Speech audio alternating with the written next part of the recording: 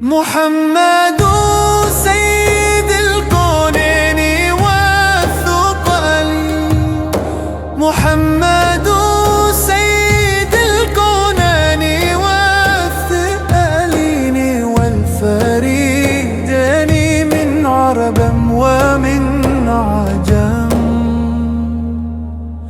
والفريقين من عرب ومن عجم. مولاي صل وسلم دائما أبدا على حبيبك